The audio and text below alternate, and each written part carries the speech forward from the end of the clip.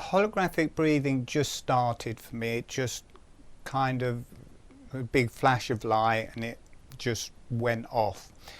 And it never really stopped. It just felt totally natural to me.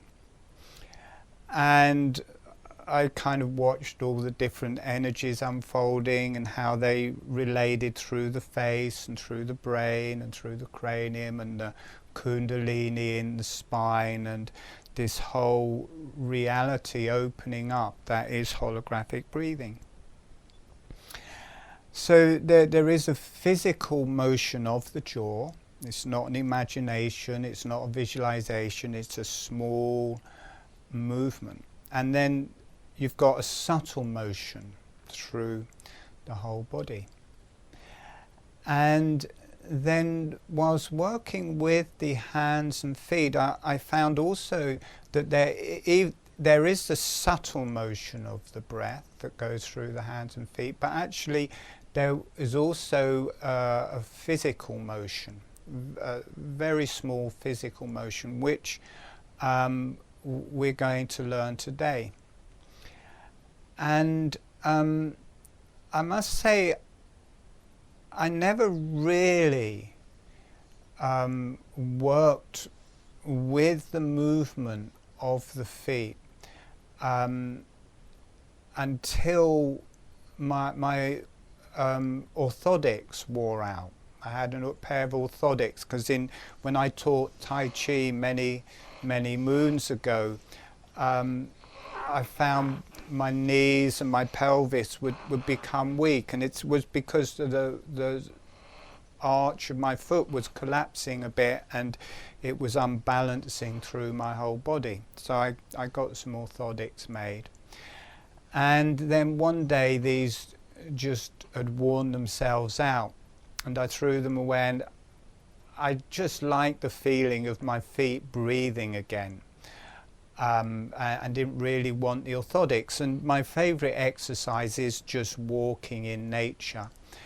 But again, without the orthotics, I found my knees would start going, my spine would go out of alignment, my hips would start going, and I really didn't want the orthotics back. And I thought, let's see if I can do this with holographic breathing. So I just started working more. I had worked with it quite a lot in the past, but not as a continual thing.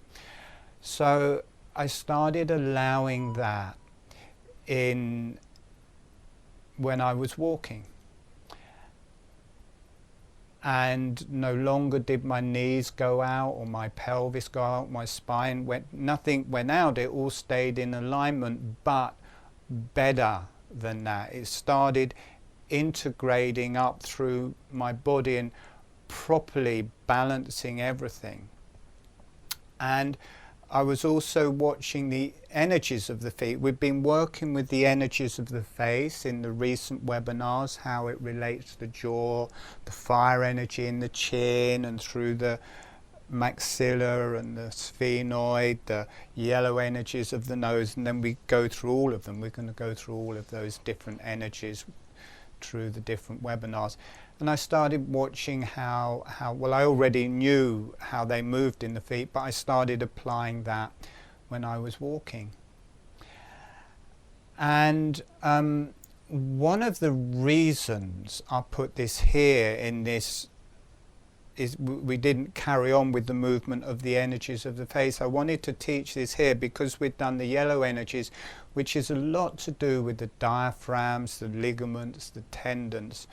And the soles of the feet are a bit like, they work like the diaphragm. So when we do this movement of the feet, instantly the diaphragms start working more strongly, not just under the lungs, but all of the diaphragms, the pelvic diaphragm, the roof of the mouth, the tentorium in the brain, they all start working much more strongly. And then it also works through the bones, up through the whole body, works up through all of the energies, all of the things. But also what I really enjoyed, because in 2012 I had some kind of kundalini awakening. After that, always there's been a lot of energy going through my brain, and the brain started breathing. It works through the body, and then you get this lovely, or at least I get this lovely breath happening in the brain from this movement of the feet. And there's a similar movement with the hands, which we're going to go into in a minute, how that all works. So anyway, I never needed the orthotics again, and now has come the time to teach this in the webinars.